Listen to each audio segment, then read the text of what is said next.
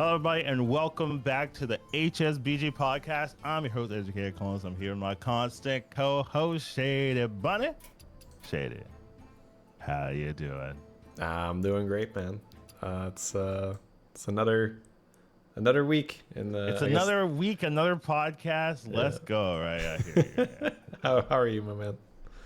I'm doing well, doing decent. You know, living life, whatever that means. But yeah, but there's no patch this week, Shady. This podcast. What do? We're doomed. We've been falling on our crutch on reading the patch notes for the last month and a half. Now we don't know. We've lost all of our podcasting skills. It's like these devs have lives and stuff, and they do stuff over Christmas. How dare they? Ridiculous. How dare they? Yeah. We don't have a podcast, but we don't have patches, but we do have like meta discussions kind of things, right? It's kind of nice because normally the meta kind of changes every couple of weeks just because they adjust stuff. They try to tweak the overperformers and they don't really buff the underperformers. That's not something they do in this game much, but they do kind of nerf the overperformers, so we kind of have more of a grasp of what's good, right? Sometimes I would say patches or metas don't last long enough because you don't have the time for it to settle, time for people to adjust, kind of deal with the OP, and then have that like, this is the strongest thing, so maybe I'll build just to counter this thing, right?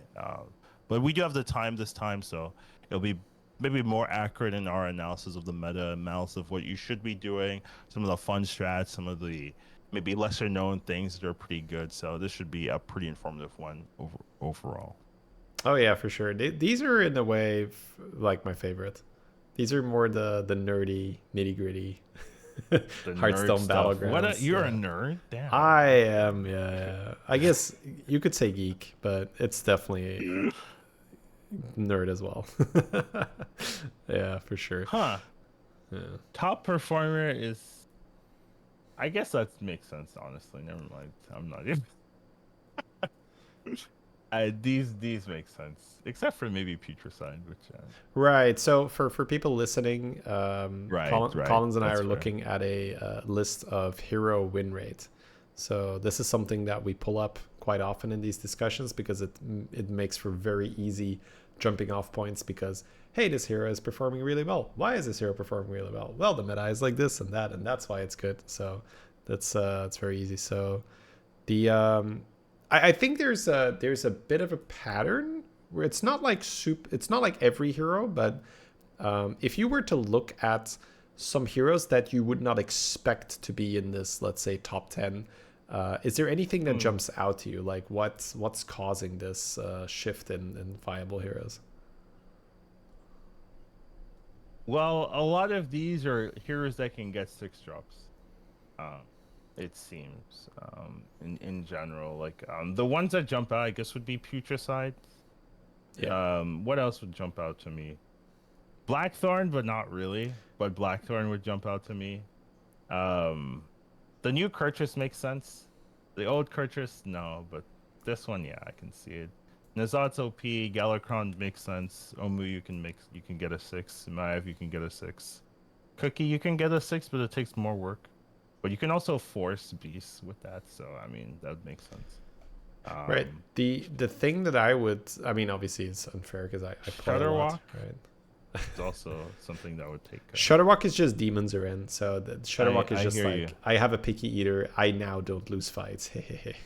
Right. So that's just a very good thing to pick when demons are in. Yeah, but what jumps out to you? So Putricide, Chenvala, Phelan. Why Chenvala? I feel like Chenvala makes sense.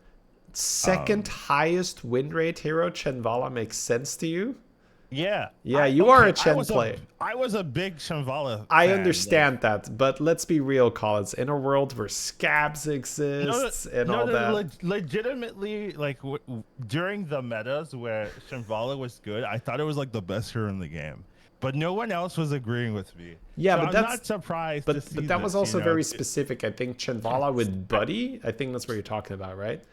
Chinvala with Buddy was even in the completely non-Buddy cracked. metas per se. Okay, now you've lost me because. But especially the Buddy meta, that was like too easy. Right? Yeah, like I guaranteed get an elemental in my shop. Oh, leveling is cheaper when I've played elementals. Huh? I wonder if I just spam a bunch of elementals on level for free if that's gonna work out well. Like turns out it does. Yeah. What in particular is making Shambhala good right now, though? Well, it's the ability to ditch your hero power. So the ability to pay 3 gold. So you ramp and then you throw it away. Yes, anything that you can it's basically, it's not quite pump and dump. That's something else, but that's what it feels like. Just, Omu, race up the tiers. Thank you, hero power. I will now be Lich King. Oh, goody. Putricide. Spam creations. Oh, I've ran through all my creations. That's fine. I'm a Reno now. Wee.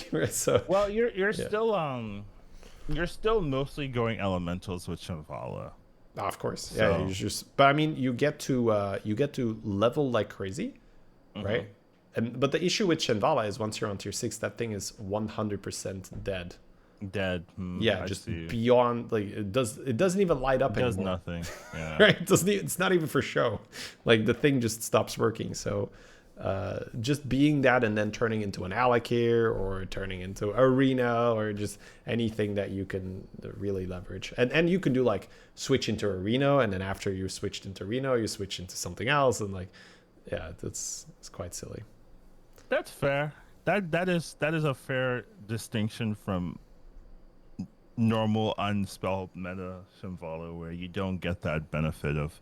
See, the thing is, like, if I'm on tier 6, I'm like already good, right? Like, you know what I mean? So I guess it didn't matter to me per se, because like, oh, I'm on tier 6, like faster than other people while still being healthy, I'm good, right? Where I guess for the normal situation, you kind of need like a little bit of a bump to kind of get there at that point.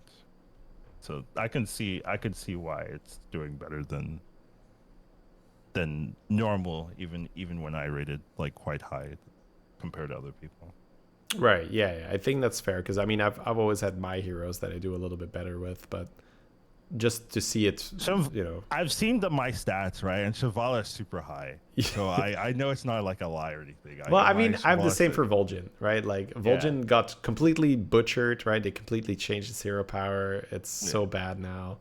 But old Vol'jin, right? Like my stats on old Vol'jin were just, I mean, first was my most common placement by far. It's like it's just firsts, because if you survive the early game as Vol'jin, you just get to like, oh, well, I have a Titus, but it's huge. Like I have a Cleave, but it's huge, right? It's just everything's huge. So it's just such a comfort level is a big one.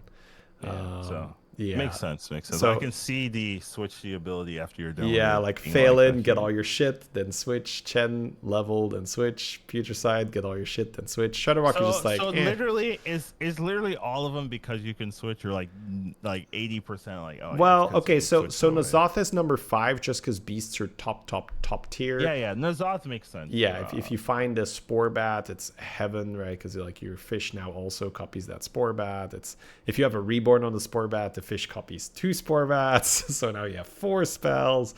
It's silly. Kurtras, I'm going to be honest, I don't really play or see that much, so this one it's only 35% pick rate as well, which is significantly lower than a lot of the others here.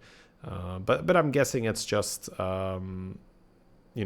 maybe with certain spells giving you a bit more buying power, right? So let's say you do have spell generation. That spell generation gives you money, and that extra money gives you the chance to buy 3 units in one turn, which makes it a lot easier.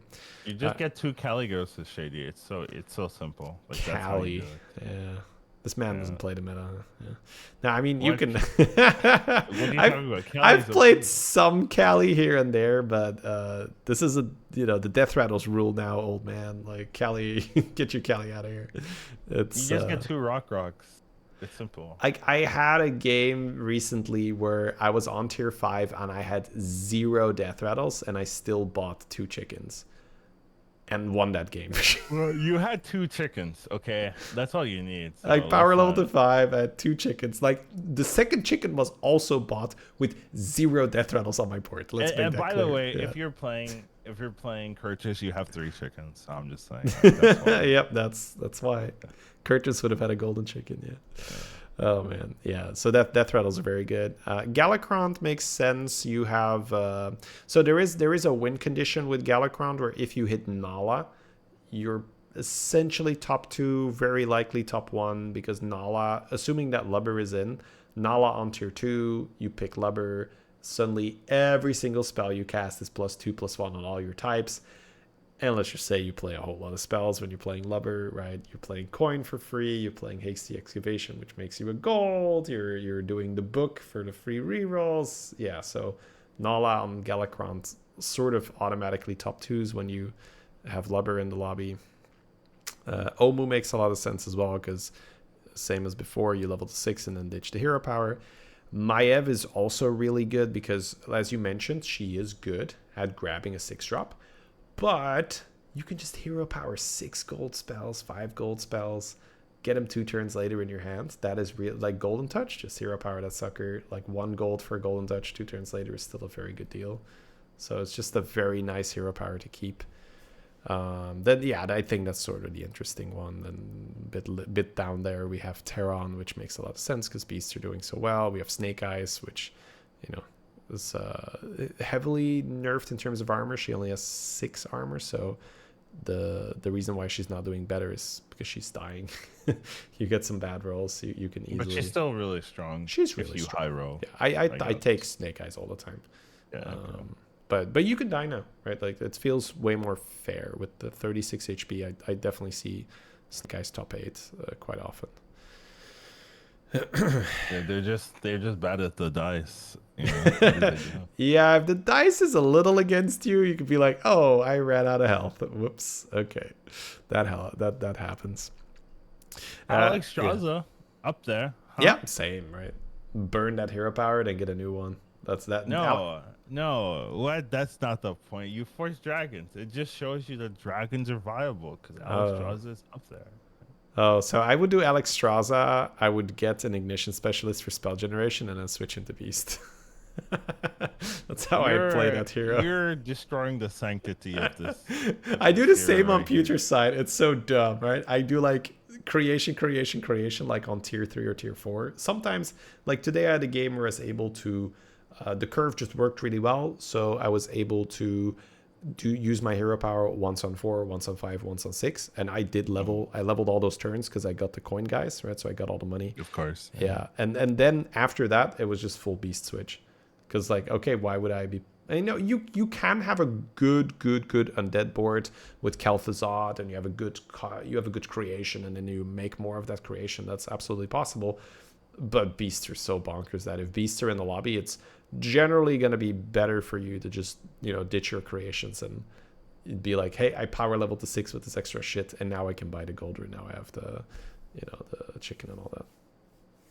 So it sounds to me, correct me if I'm wrong, that you have a favorite composition this time. Sounds to me. It's a real problem, honestly. I have so many beast games for YouTube that I just have games where I have like golden Goldring, golden banana that I just, you know, quote unquote throw in the trash because I'm just like, I got 5 more of these lined up, right? I can't just show beast games. So yeah, beast is, I think it's by far the strongest type, and I don't think that's anywhere near controversial. When I search by compositions top 20, there's actually something much not much higher. There's something higher than beast. You know, you like to gander? You're looking so I know this is not accurate. Something that's higher. Yeah, would you like to gander what the stats are saying here? I mean, when we're looking at viability in the game, for me it'd be Naga or Pirate, but yeah. And it's not either of those. Yeah. Okay. Let me know. Okay, it's undead. Right. It's undead, higher than beast.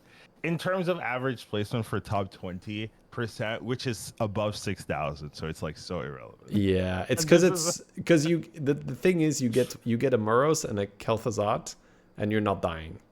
Yeah. To be fair, it has much lower first place than Beast. Like the first place of Beast is like, nearing 20%, where Undead is like 12. Well, the issue with Beasts is that you actually. So I don't think playing Beast is super complicated. Don't get me wrong here, but you need to understand if you're a high level player, you understand how to leverage your board to get maximum amount of spells. Right, so you understand just how important a Spore Bat is. You're going to roll past a lot of shit. Like, I think a lot of lower level players, they will buy a mech horse way too early. It's like, keep that shit off your board, right? You want a chicken, you want a Titus, you want a Spore Bat. Essentially, a good beast game, start of the turn is always 10 spells in hand. Spore Bat? Yes. Oh, the Spore, yeah. Okay, I got Spore Bat. So the reason why Spore Bat is, in my opinion, the best spell generator in the game is because it's a death rattle. And you can get Undead on it. I mean, Reborn on it. You can get Reborn on it, but it's not even that important. It's chicken.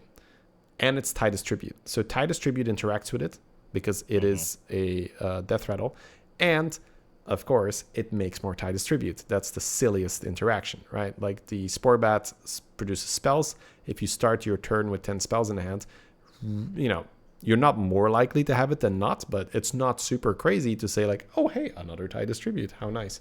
So the reason why Spore Bat spirals out of control so fast is that because it has a death rattle, it interacts with Titus Tribute, and with chicken. So even though the card early sometimes, but you would kick that very quickly because you would have more death rattles. But the text on the Spore Bat is generate one spell, right? Not exact, but that's so a lot of people are like I buy Spore Bat on like turn 11. Like turn 11, I will put a 5-1 in my comp if I don't have it yet. Like, that's how important it is. Because if you do have the Reborn, if you do have the chicken, if you do have the Titus, you just start your turn with 10 spells in the hand. Now, when some of those spells are make a golden minion, give something divine shield, refresh your shop with only beasts, right? These are things you're getting for free. Your one turn is worth 2 or 3 of other people's turns. So that's why beasts are so absolutely insane, is that a good beast game starts the turn with 10 spells in the hand. And if that's not happening in your beast Spore Bat? Yeah, the thing is you kind of need to put a cap on it. Right now it's essentially uncapped. There's many games where if it, okay, so it's capped at 10, right? Like it's capped at 10, right? But like that's not much of a cap. Like we've confirmed that if you start your turn with 10 spells in that, that's pretty fucking good, right? So and the thing is, like, you're not sacrificing much. You're sacrificing one board slot because a Titus, you're already playing a Titus. A chicken, you're already running a chicken. Like, this is not a problem for you. Like, you're a beast comp. You want Titus, you want chicken. So it's not making you weaker. There's no investment here. Whereas other comps, they still kind of need to, I need to fit this Drakari and then this Ignition Specialist, the milk like that. Or I have this Silivas, which is really nice, but it's still discovering only one spell. Whereas Spore Bat fits right in. It gets huge with the Gold Ren. It gets supported by all the pieces you want already. And you're getting your 10 spells. And if it wasn't capped, you would routinely start your turn with like 20 spells because, once you have Golden Chicken, Golden Titus, double Spore, like I have to sell my second Spore Bat very often where, if I don't golden my Spore Bat, I end up selling the second one because it's just my hand overflows. I don't need the other one. Like once I have the Golden Chicken, the Titus and stuff, I'm already getting 10 spells off one Reborn Spore Bat. So that's what, in my opinion, is pushing beasts so far ahead of everything else, is they have such incredibly consistent and safe spell generation. So you are working with way more resources, which means you are able to golden your pieces much easier. Like the amount of times where I'm playing a beast game and I just have Golden Touch in my hand and I'm like, oh, a banana, let me buy the 5 other units because I have a bunch of cash and make a golden banana, right? That happens very, very often. So yeah, beast comps just end up having a full golden board very, very routinely. That does sound problematic. It's pretty good, yeah. And it all goes down to the same thing. Spells generation's OP. And it's still OP. And we haven't found a way to fix it. It's really fun. So again, I feel like I hear you. Every podcast we have, I'm a spell apologist, if you will, right? I'm like, starting your turn with 10 spells is really good, but have you tried it? It's pretty good. It's a lot of fun. Constantly, the game's a lot of fun. So, and I hear a lot of other. It kicks out everything else. Is my like main issue. Like you can't really do like at least at high level you can't do much if you're not if you don't have any levels of spell generation on your comp. Yes, that is true. That is absolutely true. That is essentially I have a very basic structure in my head when I play the game, right? It's get strong, get spells, then build a comp. Like that's the structure I follow in roughly most of the games. Of course, you have to adapt and shit happens and sometimes you don't get it. But in a normal higher MMR game, that's the structure I will follow. Save some HP, then get spell generation, and then use the spells to go into Golden Brand Pirates or go into Beast if you can, that kind of stuff. Yeah, I hear that, and I guess I'll allow it for now. I'm not really going to be saying the same thing every podcast, but it's something to think about while we're here, since we have time. But yeah, I mean, beasts do seem like by far the best thing to do. You think like just removing Spore Bat would make it a lot like fairer compared to some of the other classes, or are beasts also just like, let's say you don't have Spore Bat, you're still like gonna be top 4ing every game or more? That kind of thing. Beasts are very, very good, but if you remove Spore Bats, I think that spell generating compositions will just be better, because if you don't randomly get Hamuls and Golden Touches, you're not running. You lose the consistency, right? Yes. Like that's what the spell generation allows you to do, right? You get the Hamuls and stuff, and so I think the golden minions and things. The question for me would be, if we remove all spell generation, would beasts be on top? Because right now beasts have a distinct advantage because their spell generation is by far the best in the game. So they have that incorporating an actual comp, you mean? Or do you just mean like best in the game? Like no, full stop. There's nothing better than Spore Bat. Like there, is it like you can easily incorporate Spore Bat without like losing anything? Yeah, it's everything combined. It's the sheer number of spells the Spore Bat puts out. 10 is the max. Not a lot of things are putting out the max. Like if you have Seafarer and you're really popping off with pirates, okay. Maybe. But the amount of risk you're taking on to make that work is far greater than just having a bat on your port and just like, being strong the whole time. Yeah, I'm not really seeing anything that can compete with Beast in general. Like even if you have like the best Undead comp, I don't think it's beating Beast. Even if you have the best Naga comp, I don't think you're beating Beast. Best Kali, you're laughing. Elemental. You need some type of like tech doesn't even work, right? Because like the mech, that single mech horse is killing your whole board. So what do you even do? Yeah, it really like I've kind of come to so there are obviously things that can beat a beast board, right? In a beast lobby, that happens. A lot of the time it's Giga Elementals, someone that gets Lubber with Azurite and then makes a huge shop, and then they just use the Drake, and then they trigger the Drake with the spell, so the Drake eats the shop again, and that's how you very, very easily get, a couple thousand on a minion. Yeah, and then you can just tank.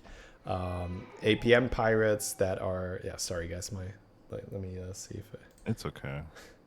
She's fine. She just has to go to bed, right? It's just like, I have to go to bed. Oh my God, life is unfair. All right, so it's kids. But the like full APM pirates that has access to a lot of buddies can do stuff like Golden Braggart and trigger the Braggart and stuff. So there's absolutely ways to outstat a beast board, but we're talking about averages here. And on average, you're not beating the beast board. Right. So that's it. So the lobbies where beasts aren't in, believe it or not, I actually don't really mind playing beast lobbies, just because I think it's a very enjoyable experience, right? When you're slinging a lot of spells. That's sure. Right, and when you're playing a non-beast game, the game feels a lot slower, right? Just like these like normal turns, right? So it's kind of like friend of a friend-ish, right? Whether you're playing friend of a friend or not friend of a friend. But the the feeling I have a lot of the times in non-beast lobbies is that it's a little bit more high rolly in that I need to just get the right cards for the other comps that are strong. So I'll elaborate with, if you're like demons are suddenly a lot better because you have access to Bazaar Dealer. Bazaar Dealer makes the first spell you buy cost health. So if you have a Soul Rewinder, that's free. So then Bazaar Dealer is a way to cheat a lot of gold, where you can buy a Golden Touch for free. You can buy a Buddy for free. You can also have like a sick Naga comp where you run Drakari and you run Ignition Specialist. But you can hear that all those pieces, it's a bit harder to get, because if you don't have Soul Rewinder, you can't play demons. And for those other comps, you kind of need to have, you need to high roll your spell generation a bit more, I guess is what I'm trying to make clear here, because the same rules still apply. The people with spell generation will do better than the people that don't have spell generation. So when Sporebat is out, Sporebat is sort of the democratic spell generation, if you will, where most people can get a Sporebat. And you would run a Sporebat, right? Early game, no matter what your board looks like. But to get an Ignition Specialist, you have to get a bit lucky. To be able to buy Bazaar Dealers, you had to have started with a Soul Rewinder, right? So, and other spell generation, I guess, is a Trolley. If you have a very specific Avenge board, you could do that as well. I've never seen a Trolley. It happens. It happens. It's less popular, but it's because it's, hey, spell generation better than no spell generation. So if you can make a Trolley work, you'd still run it. But that's my point. So the game definitely feels very, very heavily towards, you have this pressure on you when you're playing, like, oh shit, I don't have spell generation yet. Oh shit, I don't have spell. Like, that's on your mind when you're playing. Like, it's almost like you're completing the spell generation quest every game. Yes, it's the checkbox. I need something that makes spells. And when you don't have that, you just can imagine what the other person's turn looks like. It's like that Old Spice ad, or like, now look at their board, now back to yours. Everyone looks at that. Absolutely. Yeah. This is what your board could look like if you had spell generation. Yeah, that's it. So that's sort of the basic structure, I would say, for most lobbies. But yeah, it's a tough thing to tackle, because for someone, I guess you're a good example, right? You don't really play much of this meta. So for you look at it and you're just like, why are spells in? This is silly, right? This is causing an easy problem. Hey, slow down there. Let's not put words in my mouth. I'm a fan of the fun line here. I'm just thinking, can it be more balanced, right? Like, because some archetypes just have spell generation and some archetypes have 0. Like, it's hard to recommend the ones with 0, because you will always lose. You will almost always lose to the people that have spell generation, because you're just getting like 20 gold for free every turn. Like, what are you supposed to do? Like, so it's tough. It's tough to make it in a way where you can have spell generation and it's balanced, right? But the fact that some spells cost 6 gold and you can get that for free off a Sporebat, like, and you can get 10 of those theoretically, right? Like, it's hard to say, hey, play something without spells, right? You either need to tone down the level of spells, but I like the quality of the spells, or you need to tone down the duration, Right. One's a lot easier than the other. And there's probably a third option that I'm not thinking about. Yeah, I was gonna say, that's the obvious third one, right? Yeah, you just said it. What if we just, because what's a type that just doesn't make spells? Murlocs? Yeah, Murlocs don't do spells. But like, I don't know if I want to give Murloc spells, to be fair. Like, yeah, Murlocs are just there to, like, oh, you're playing against big guys, it's time to scam. That's what it is. I'm down. I won a Murloc game today, but it's just because I was scamming the people that were going lubber, right? So they had their big taunt guy, and I just like, meet my Belcher, bam. Just like, Oh, get wrecked. I had a Titus and a Belcher, and it was just like poisoning my whole board, and yeah, it was good times. But yeah, so the types that are not generating spells, they do feel far behind, and I think you can lump mechs in that because because that Avenge thing is not a mech comp. You have Deflectos in the front. Your shit's not dying, right? Like if you're losing a bunch of shit when you're playing mech, you're doing it wrong, right?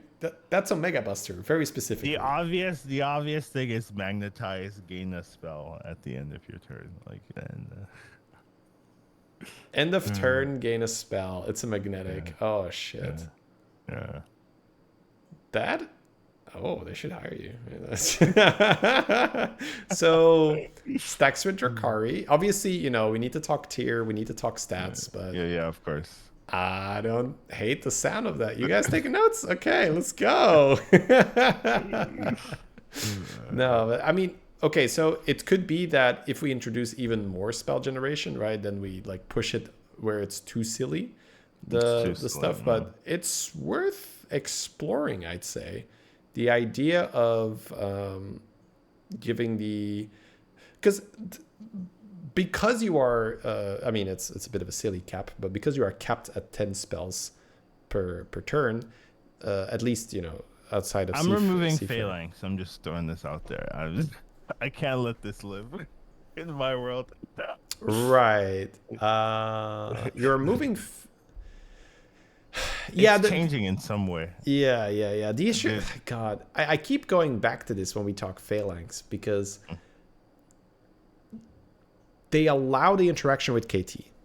Yeah. And because of that choice, you need to balance Phalanx that it is not complete unplayable garbage when it's on its own, but it's also not breaking the game when you have 4 Goldens of them.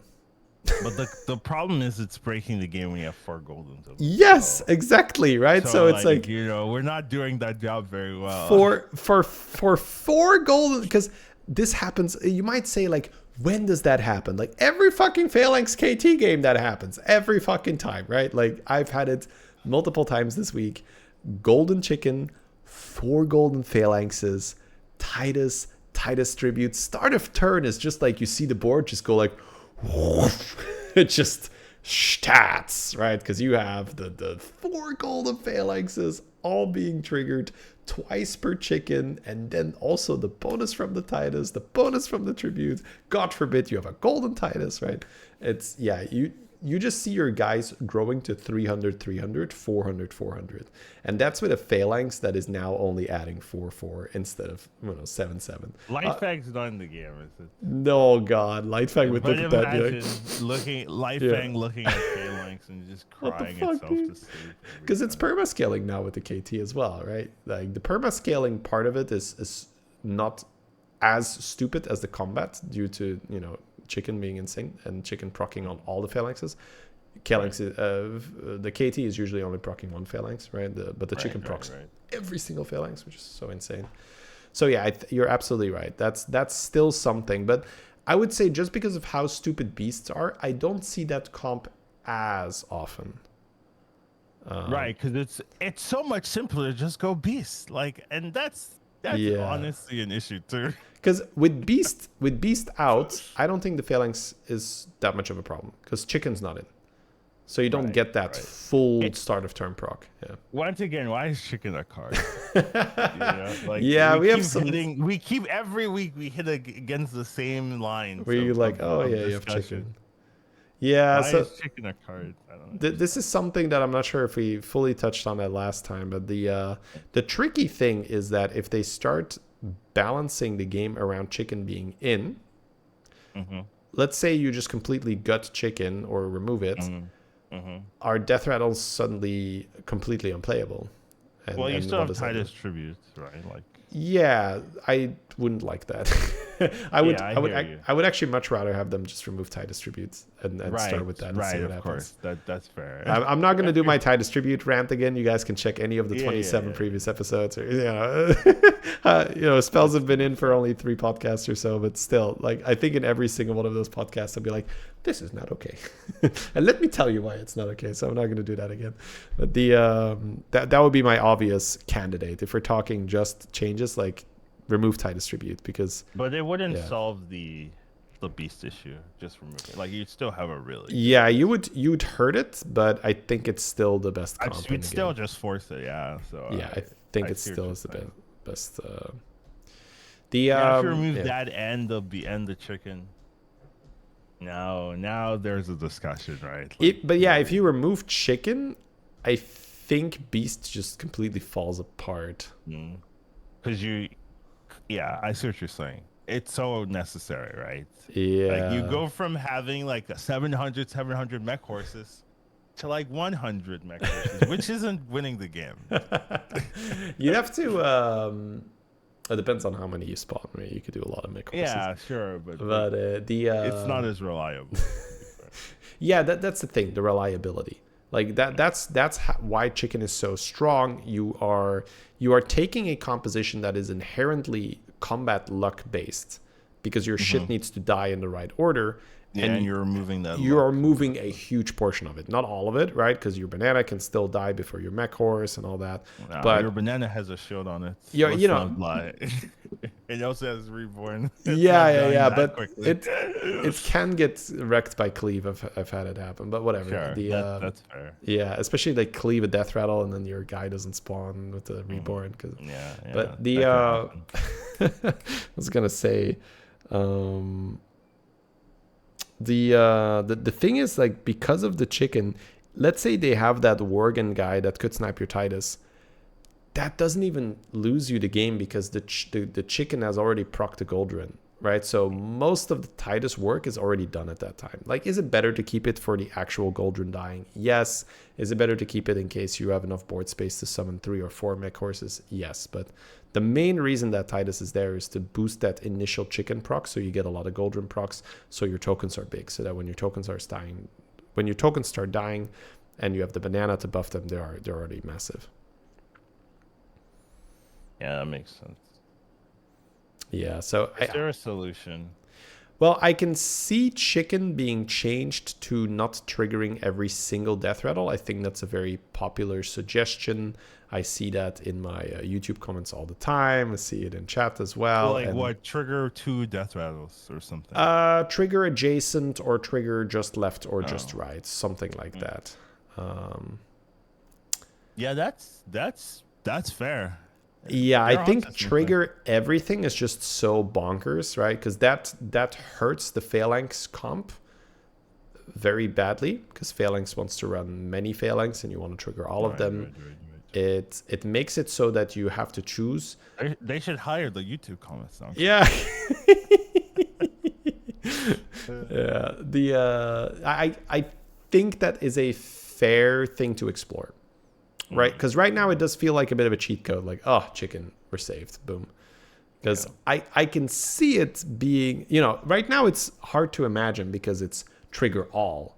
So if you would turn it into trigger adjacent, that's a pretty big nerf, right? Because positioning becomes a problem and you're only triggering 2.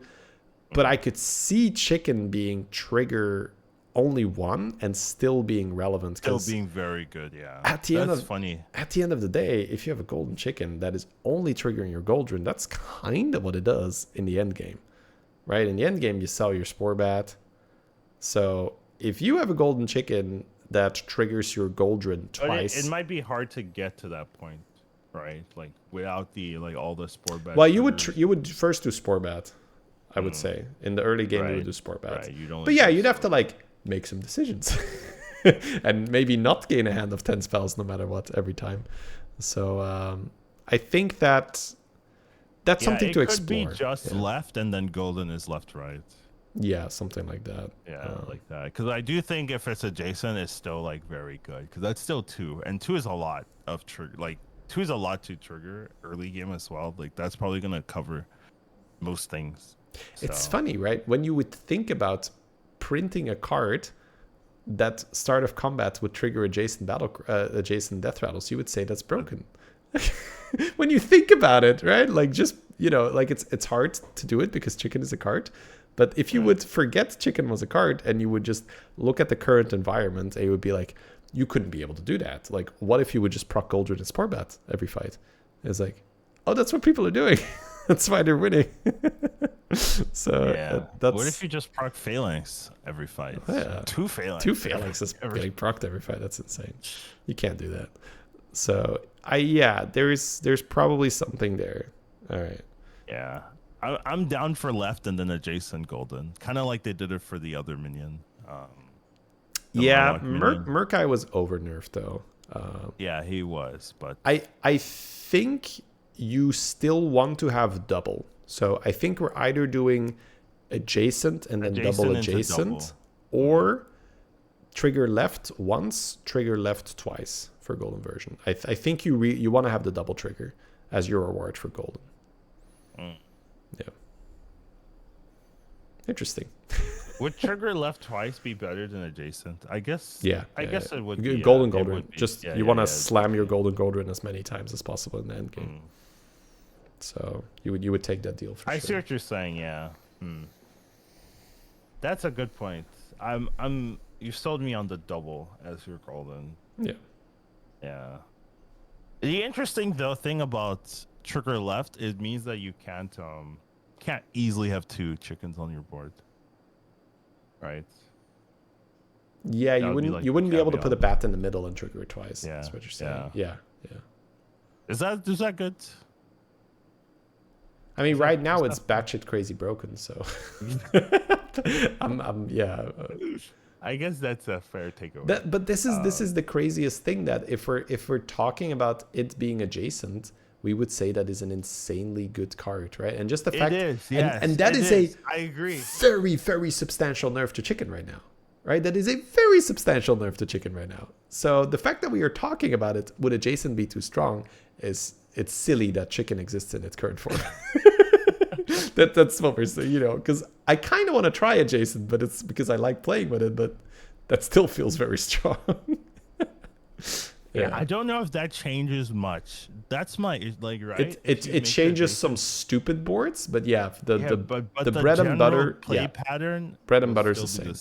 Yeah, that's true. You would just do Sporbat Goldrin, and like right now there's some cute stuff you can do with keep a board space open and spawn your Octo, stuff like that. You wouldn't be able to do that, but that's not like game changing. Like no. You if you would make chicken adjacent, beast would be still very, very powerful. So it does seem like just left is the like conclusion. Which is just hilarious. Which is when you compare it to Macaw, still better. Because it doesn't have to attack. Macaw, and you get to choose which one it procs, which is insane. That is still better than Macaw. We have just nerfed chicken into oblivion, and it is still better than Macaw. That's so insane. Okay. Let's get off this chicken rant, but it's a good rant. It's a fun rant, but I like what we explored here. That was good exploration. Right. Yeah. So. All right. Well, beasts are still very good, but let's talk about some of the other compositions. Sure. Let's see what that looks like. Do we play undead? Is this something we do? Yeah, for sure. Okay. Yeah. I think it's a very, very easy comp now that they've made Moros. It gives them attack. So when you have, so you just go Moros and then Moros, KT, and make a bunch of Moros, and then you just scale, right? And then you get a lot of stats. You get you can even run double Titus just to pump up the perma stats. Because the KT killing the Moros in the tavern phase gives you perma stats. Right. So that you can even run Titus Tribute just for that. You can even run the Drakari spell just for that. So the KT would proc twice. So you can absolutely run an undead board that exists. But again, a lot of the time it turns into a phalanx board because that's better. But you can absolutely stack Moros. That's a lot of fun. It's pretty straightforward. It's pretty safe. So that's usually the straightforward constant to do better in terms of stats because it's clear cut, right? You just do this and you're good to go. Just make 3 golden murrows and and then we talk about Nagas. I think Nagas are also, somewhat straightforward since you have. No, not straightforward at all. They're not. You disagree, huh? Yeah. You go Slither Spear? Is that not? Yeah. You go so you go Slither Spear, but the way how you play a Naga turn is play as many unique spells as possible, while also. And I guess that is not straightforward. That's not straightforward. That's fair. That's fair. That's there's fair. planning involved as well. You want to set yourself up. Okay, cool. You're like holding a gem. Sometimes. You're holding a lot of that, and board space, because a lot of the time you just end on a Naga that has spellcraft, but then you have to ditch that Naga the next turn. Right. You want a Drakari. You kind of want that dragon that makes spells as well. You want the Ignition Specialist, because the way how Nagas work, it's end of turn. Ignition Specialist is also end of turn, so you want to play either the Drakari spell every turn, or you want to have an actual Drakari on your board. So there's a lot of synergy, but then you need to figure out, when am I selling that dragon? When is it time to go all in? What is my flex slot? So, but tons of fun. Naga, from a pure enjoyment factor, is my favorite comp to play. But probably one of the harder ones to play. Yes, because it's a very expensive comp. Like, what does your comp look like? You need a 6-drop Slither Spear. Sometimes you want a 6-drop Initiate. You need Drakari. You want Syllabus, right? It's basically... You want Syllabus, yes. The comp is all 6 and 5 stars, right? Maybe Lava Lurker if you're lucky, right? So we can have a 2 in there. Come on. Sure. Give me that. Thrasher is a 4-star, right? So you can run Thrasher. But all your engine pieces are 5s and 6s. And 6s, yeah. So it's harder to get. Yes, it's a very expensive composition. You need to be on 6 die, I would say. Yeah. It's way riskier. Yeah. I take it back. My initial straightforward line was so off. That's fair. This is maybe the hardest comp. It's up there. Pirates too. Pirates are also pretty rough right now. Yeah, pirates are. Got to do a lot of quick thinking with all the shit popping in your hands. Like you don't know what you have. I feel like don't always work. Like, even if you have if you have everything, it'll work. But I feel like it's just as hard to set up, I guess, compared to Nagas. Yeah. So I would say with Nagas, it's important to actually be on 6. You have to be able to make that push, because that's when you get Hamul, right? A spell generation. That's when you get a free Divine Shield. That's where you just, oh, look, I rolled into another Slither Spear, right? That cannot happen when you're on 5. So that a comp that needs to be on 6 in order to be played inherently brings more risks with it. So I think that's obvious. Are pirates like on 5, or do you also need to be on 6? Pirates can be 5 for quite a while, for sure. Yeah. A lot of your good shit is on 5. The Seafarer. Seafarer, but it's possible if you just have Tethys to not have Seafarer. But I'd say Bran is universal, because Bran works with Balladist. Sure. Right, Bran works with Balladist. Bran works with Cannoneer. Those are 2 very good bread and butter battle cries for pirates. And not to mention that Bran makes it very easy to spend cash. Murasant, the Coin Naga, all of that, right? Especially now that you have the spell Discover a Battle Cry, that is very, very good. You can get that for free from your Seafarer, and then if you have a Bran on your board, suddenly you're making a lot of money. So yeah, the tricky thing with pirates right now is because, and I touched on this last time, the Seafarer going from 3 to 4. 3 to 4. Yeah. It does not matter when you are fully operational and the cards are flying in and out of your hands the whole turn, because when you are infinite, right? Buying a 4th card is not that big of a deal, but when you are not fully infinite yet, it hurts you a lot. That is where it's less likely to get the random armor spell to survive, less likely to randomly get the golden touch, which then gets you the Tethys, right? And then suddenly you are infinite. So it's that hurts a lot. So you've brought what do you feel about the armor spell now that we're like 4 weeks into it? Is it like you still have you like warmed up to it, or is it like still like just a problematic? It's a lot better costing 3. I'll start with that. It's a lot better costing 3.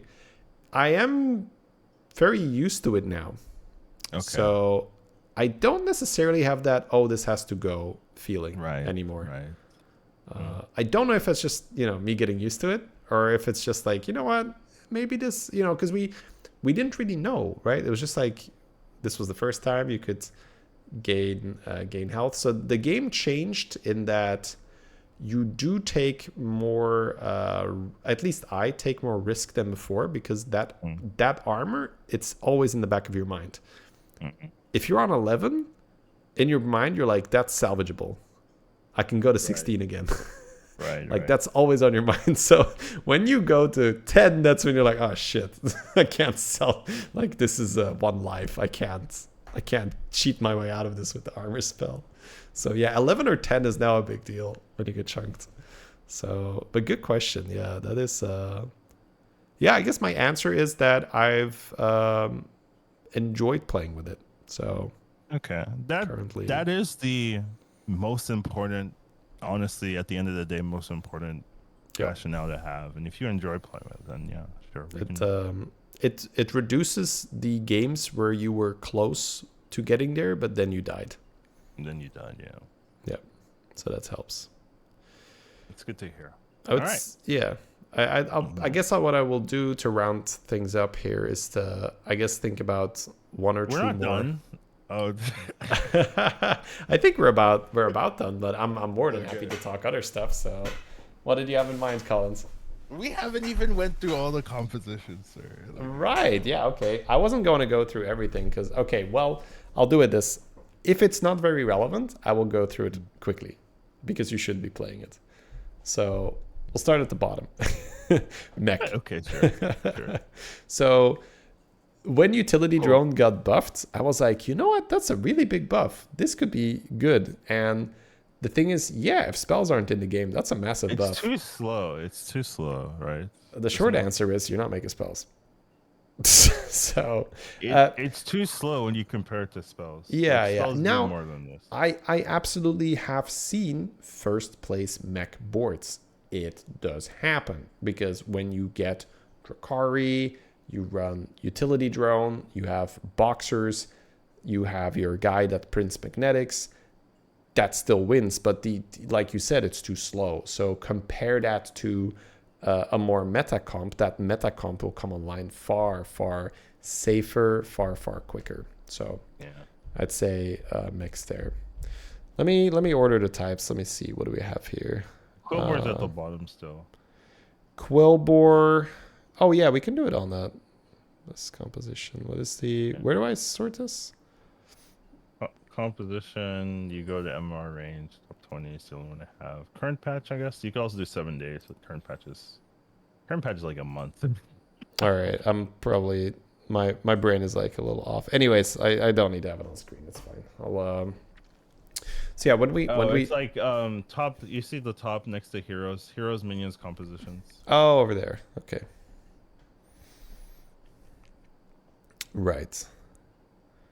Sure, we can do that. Yeah. So this is based on the top 50, top 20. You can make it top 20 if you want.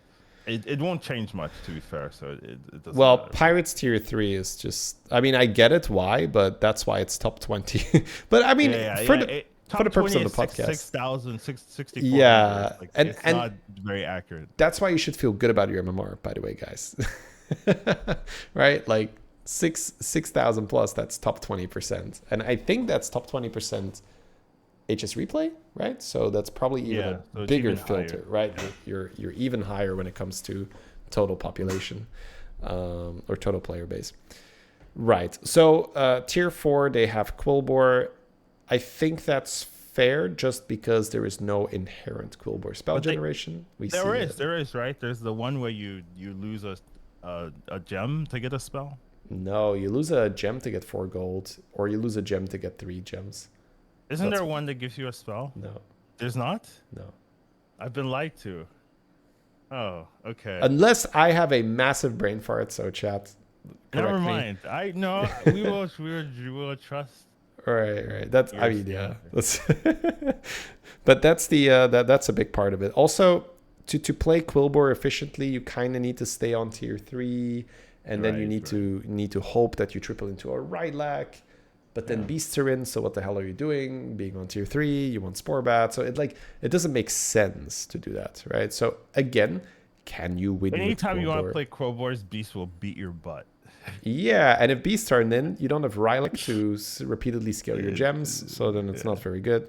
So again, right, you can They live in the same dormitory as beasts, and the beasts are just bigger. They just beat them up every time. Yep. Every time, steal their lunch money. They do steal the lunch. They do like stealing lunch money. All right. So then HS Replay has pirates, but we've already covered that, and I don't agree that it's that low. I would say pirates is like at least top 4, probably top 3. But I would agree in that it's very complicated to do well. Yes. And because of that, people die. You die. Like, I think a lot of pirates enthusiasts that are, getting used to playing pirates, it's time to just sell my board, and this is where I play the 4/2 Peggies, and now I start my turn, and oh fuck, I got hit for 15. Oh, I'm dead. The transition is difficult to understand what piece can get sold and when. It's actually difficult. Like sometimes when I play a pirate game and I die, I'm like, I played that so bad, and then I look at it, I played that pretty well. It's just really hard to do. it's actually just all right. So, I mean, it makes sense to me then that its win rate is lower than in terms of practical application, right? Like tested in the field, I think it's fair. I think for most people, let's say you just care about MMR, playing pirates is going to be tricky. I think for the long run, it's a good investment, right? If you want to become a top tier player, you need to know how you to don't play need pirates, to be fair. I've done it without pirates. Let's be honest. Have you really done everything without pirates? No, I can play pirates for sure. It's just like I only play pirates if they force feed it to me. Yeah, but you need to know how to be. I mean, I know how to do it, but it's like I lean towards other stuff. I get that. Okay. You can lean away from it, but okay, whatever. You don't learn everything if you play 1,000. Exactly, exactly. So basically, my point, right? My point was, if you just want to climb right now, don't play pirates at all. But if you want to learn and get better, right, long-term strategy, you should play everything, right? Yeah, sure. Okay. So Murloc, also basically the same problem. They do not generate any spells. There are situations where you get Scourfin. Scourfin, I think, can carry you hard enough where you can play Murloc. So you get an early enough Scourfin pair even that keeps you healthy. Then you find Bream.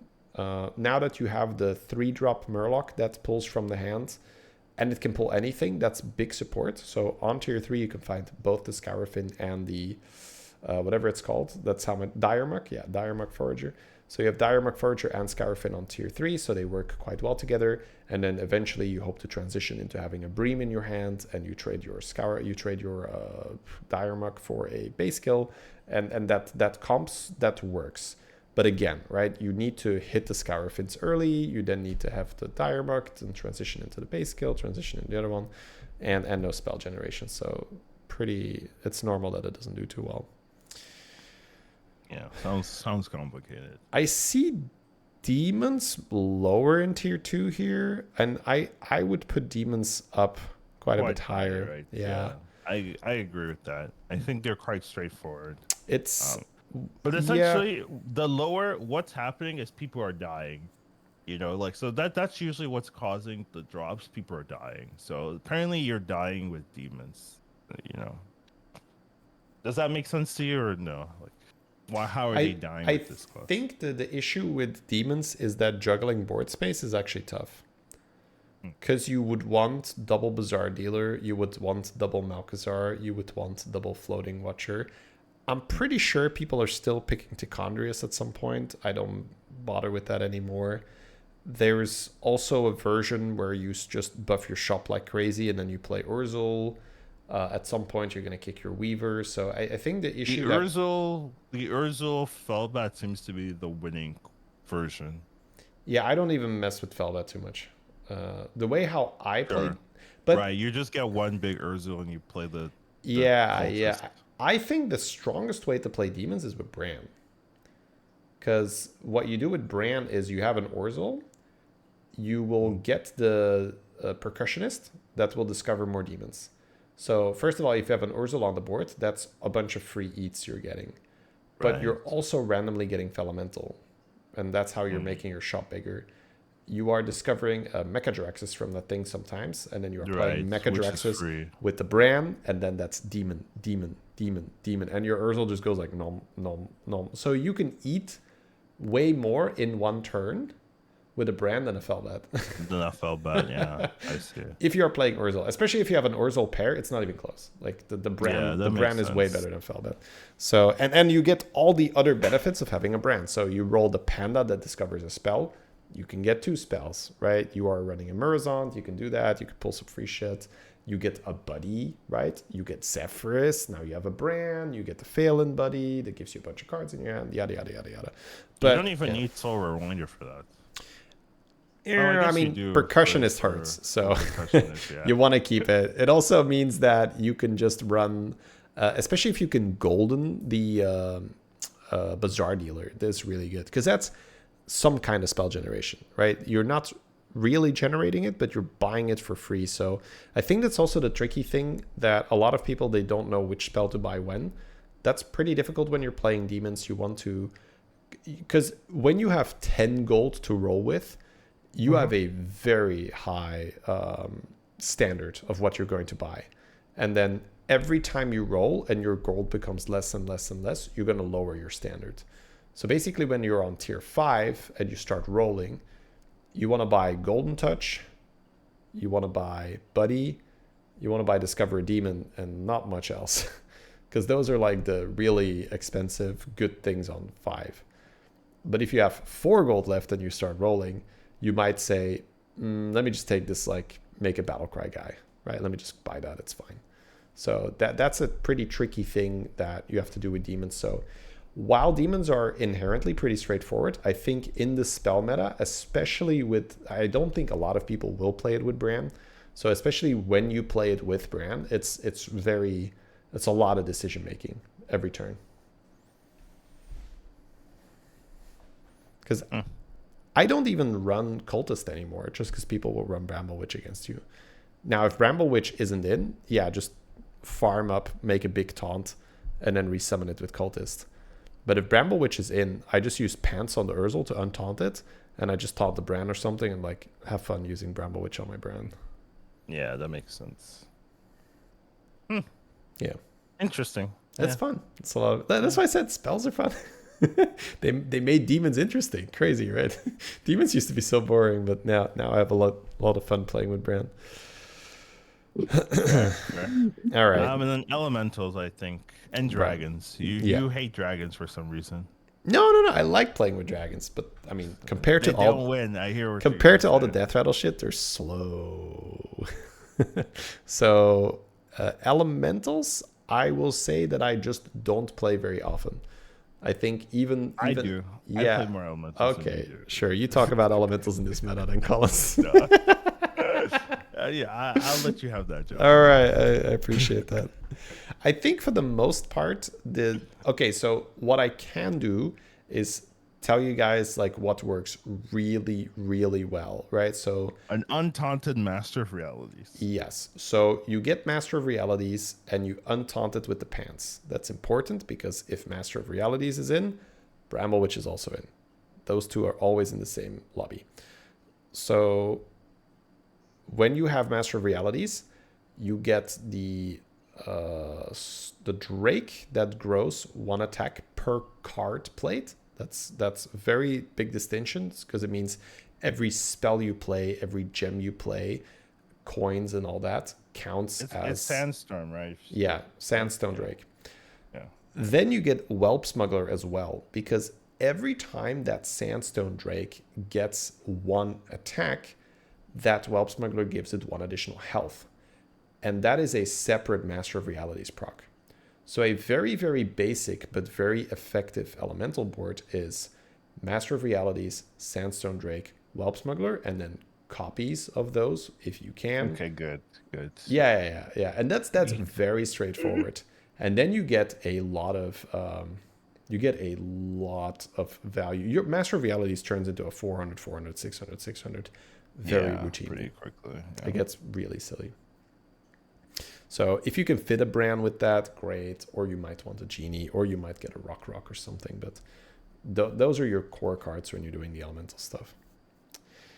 And then yes, I believe the one we haven't touched on is dragons, right? Mm-hmm. For dragons, this is a very common thing I see. So we touched on this, I think, 1 or 2 podcasts ago. The early game does not really matter that much.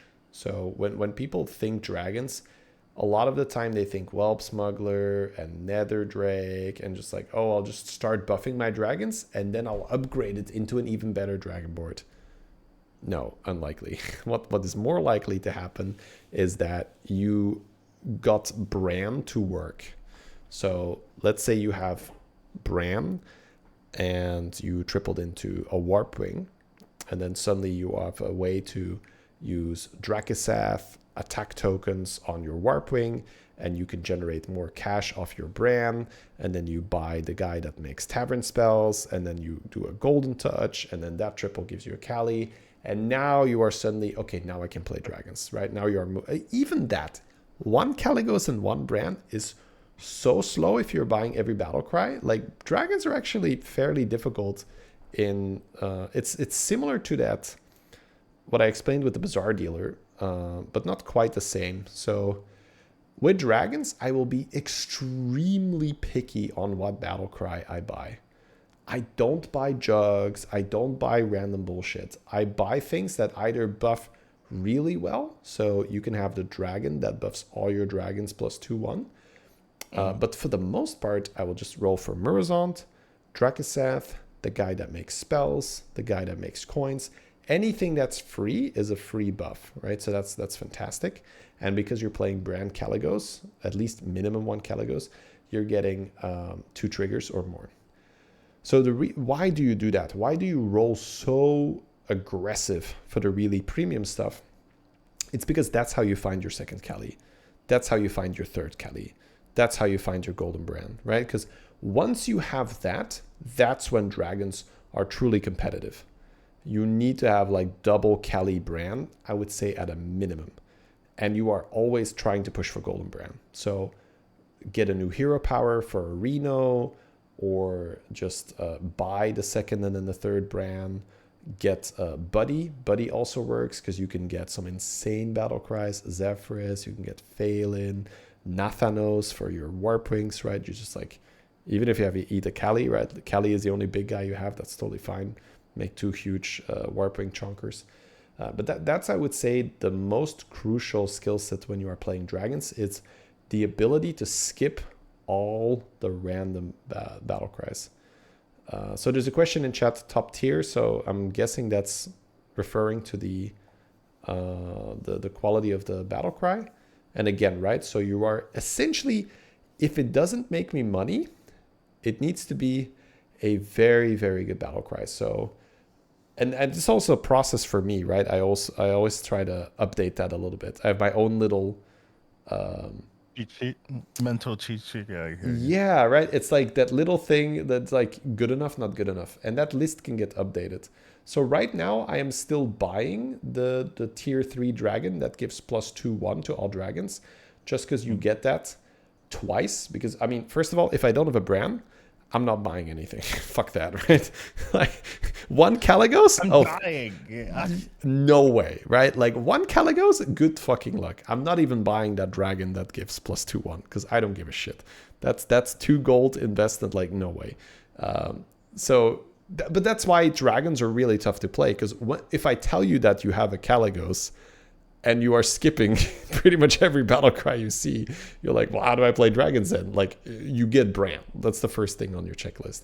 Like, you're going to be dead in 2 turns. Like, if you just have 1 Caligos and you just buy battle cries, you're dead in 2 turns. Like, even Shout Collector and stuff is like, maybe, depending on your gold, but you're probably just rolling.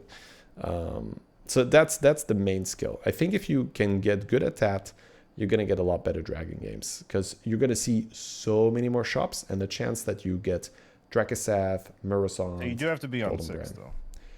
You are pushing to 6. Like, if you are on tier 5 with 1 Bran and 1 Kali, you are rolling aggressively for the really good battle cries, because it can give you the panda that makes tavern spells, you can still get Buddy, you can still get Murazond, you can still get Drakaseth, especially if you have Smolderer on your board. That's the tier 4 dragon that makes a whelp. The 1 Smolderer proc plus Brand Drakaseth is a 6-drop. So you can play dragons on 5, but that is because you're not strong enough to go to 6 and because you need to stabilize. But you are still rolling for premium economy. Like if you're on tier 5, you are not buying a jug with 1 Caligos and a Brand. Fuck that. Right? That's death 2 turns later. Right? Like that's because you're wasting your money. You are not seeing enough shops. You are not rolling for the premium battle. Well, what if I don't do that? I die now. Yeah, that's something you have to. That's a mental hurdle you need to get over, because it sucks to say, but if I bought the battle cry, maybe I would have lived. It's like maybe you would have lived this turn, but you're definitely dead the turn after. Let's give it 1 second. Well, I'd rather live this turn than die now. Yeah. But that's bye. Let's go. Boone, thank you for the 2 months. Welcome back. Sorry, I have my alerts off. And Sauron, thank you so much for the raid. Hope you had a great stream. Welcome, guys. But no, that's sort of a larger thing. I guess we're getting into like actual. But mindset. I will finish that thought because I don't think we want to tease the audience, right? Sure.